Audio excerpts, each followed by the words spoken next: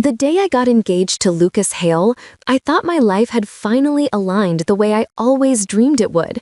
He was thoughtful, charming in an understated way, and grounded, exactly what I needed after a string of heartbreaks that left me guarded but hopeful. My best friend, Riley Turner, was the first person I called after he proposed.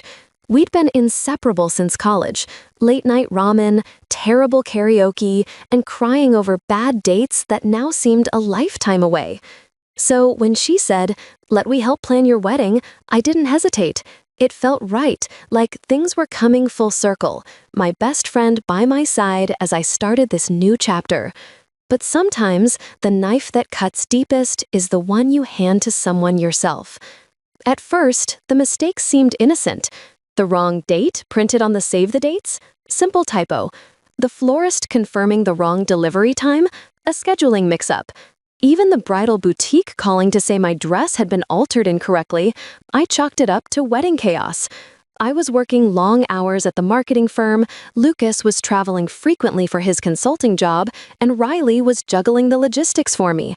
I told myself to breathe, to trust. After all, this was Riley, my maid of honor, my sister in everything but blood. But doubt has a strange way of creeping in quietly, a whisper you almost ignore until it becomes a scream.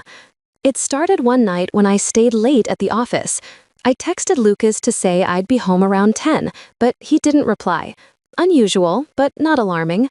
When I got home, his car wasn't in the driveway. His phone went to voicemail. I figured he'd gone out for drinks with coworkers. I went to bed trying not to overthink it. The next morning, I found a receipt on the kitchen counter. 2 glasses of wine, 1 dinner entree, 1 dessert. The restaurant was a cozy Italian place we'd gone to often. But what caught my eye wasn't the total, it was the date and the fact that it was for a table for 2. When I asked him about it later, he smiled, a little too easily. "Oh, that? I met with a client. She wanted to discuss some numbers privately." The explanation made sense. Almost. But something in me itched, a splinter of unease I couldn't pull out. Riley noticed before anyone else. "You're distracted," she said one day while we were picking out table settings. "You okay?" "I don't know," I admitted. "Lucas has been different lately." She tilted her head, all sympathetic eyes and soft smiles. "Cold feet, maybe? Big commitments scare people in weird ways." Her tone was comforting, but her words landed wrong. Cold feet, as if she wanted me to doubt him. Still, I brushed it off. We'd been friends for 12 years. I wasn't about to start seeing shadows where there weren't any. The next week, another mistake happened, this one impossible to ignore. Riley had confirmed the catering, but when I called to verify the head count, the caterer said, "We received a cancellation last week, Ms. Lane. I assumed plans changed." I hung up, pulse pounding. I immediately called Riley. She answered on the second ring, cheerful as ever. "Hey, what's up?" "Why did the caterer say the order was canceled?" There was a pause, just long enough to feel deliberate. "What? No, that's not right. Maybe someone on their end messed up." "Riley, they said the cancellation came from our number." She exhaled. "Okay, that's weird, but I'll fix it. Don't worry, Em. You've got enough on your plate." Her calm was unsettling, too smooth, like she'd rehearsed the response. That night, Lucas was unusually distant again. When I asked how his day was, he muttered something about being tired and went straight to the shower. I watched him from the couch, unease prickling down my spine. Then I noticed his phone lighting up on the nightstand, a message from R. The preview read, "She suspects something. Don't say anything yet." I froze. My heart hammered so loud I thought he might hear it. He came out a few minutes later, towel around his waist, smiling. "You okay? You look pale." I forced a smile. "Yeah, just tired." That night, I didn't sleep. My brain spun in loops. R? It could be anyone, but the coincidence was too sharp, too cruel. Riley, my Riley. The next day, while Lucas was at work, I went to her apartment. I told myself I was overreacting, that I'd feel ridiculous once she laughed it off.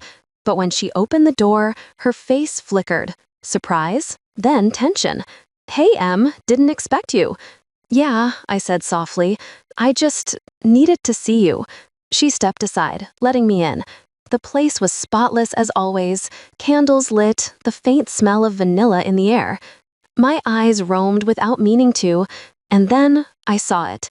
A tie on the back of the chair.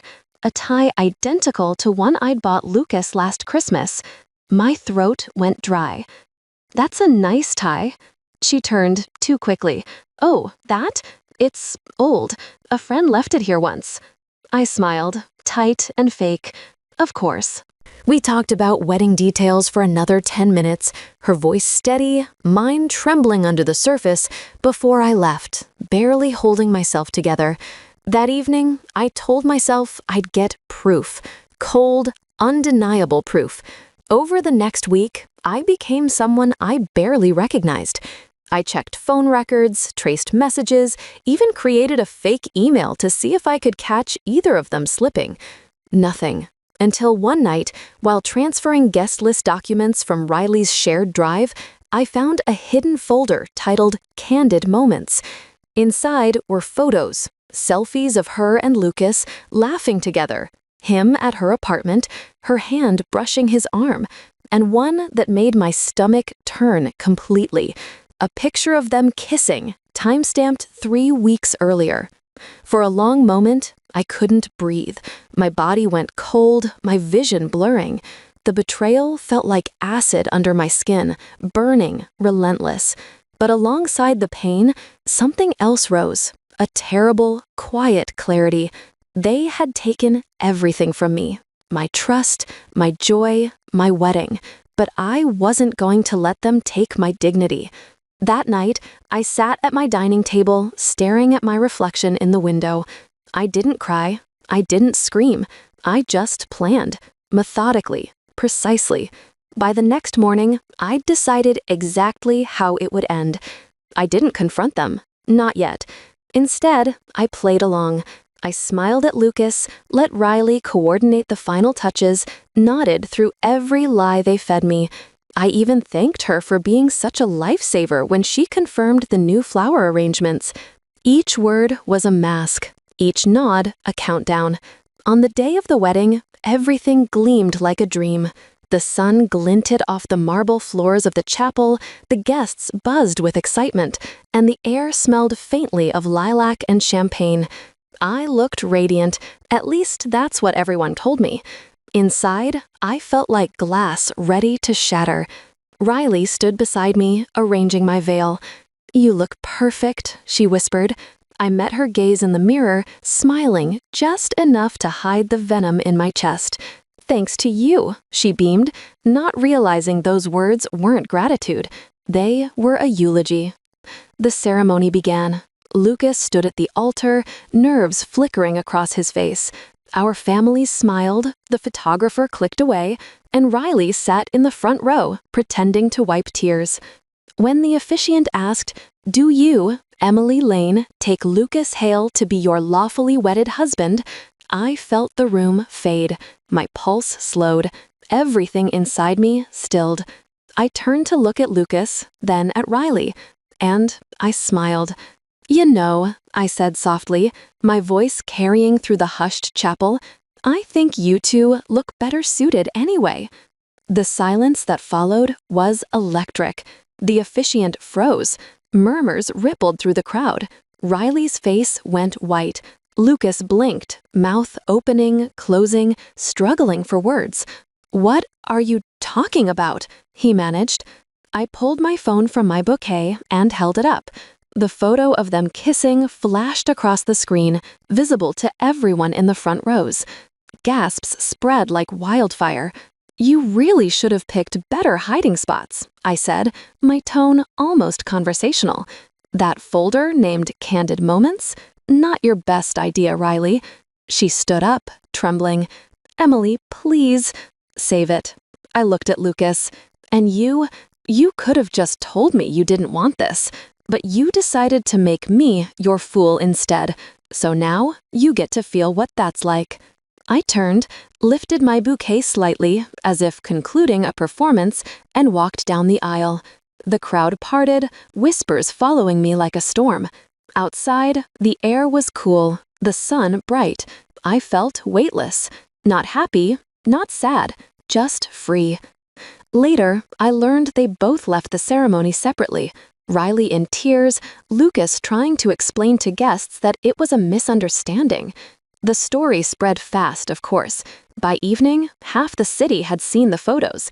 By morning, Riley deleted her social media and Lucas had moved out of our apartment.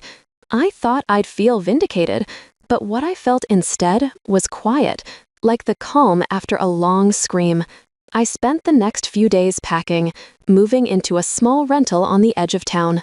I blocked their numbers. I let the world chew on the gossip while I focused on breathing again. 2 weeks later, Riley showed up at my door. I almost didn't answer, but curiosity won. She looked wrecked, puffy eyes, trembling hands. "Emily, please, I didn't mean for it to happen," she said, voice cracking. "It just did." I studied her. "You planned my wedding while sleeping with my fiancé? You meant every step of it." Tears spilled down her cheeks. "I thought he'd choose me," she whispered, "but he didn't. He won't even talk to me now." I almost laughed. "So that's what this is about? You lost." She flinched. "No, Riley, you should go," I said quietly. "You wanted my life, my trust, my future. Now you have none of them." I closed the door before she could answer. Months passed. The story eventually faded, replaced by new gossip, new scandals. I rebuilt my routine, piece by piece. Therapy helped. Friends reminded me who I was before all this. And slowly, the anger turned into something sharper but cleaner, resolve. I launched my own event planning company, True North Designs. I specialized in weddings, ironically, but this time I made it my mission to protect brides from chaos, deceit, and the small cruelties that ruin joy. The first time I planned someone else's wedding without flinching, I knew I'd healed. Every now and then, someone brings up that viral story about the bride who walked out mid-vow. I smile, say, "Yeah, I heard about her," because that girl isn't me anymore. I don't plan for perfect endings now. I plan for strength, for truth, for peace. And the next time someone offers to help, I make sure they earn the privilege. You've just stepped into her revenge side, where every wound finds its justice, and every silence ends with truth. If her story struck a chord, make sure to like, share, and subscribe. Your support keeps these stories alive. Another secret waits in the next video. See how her revenge begins.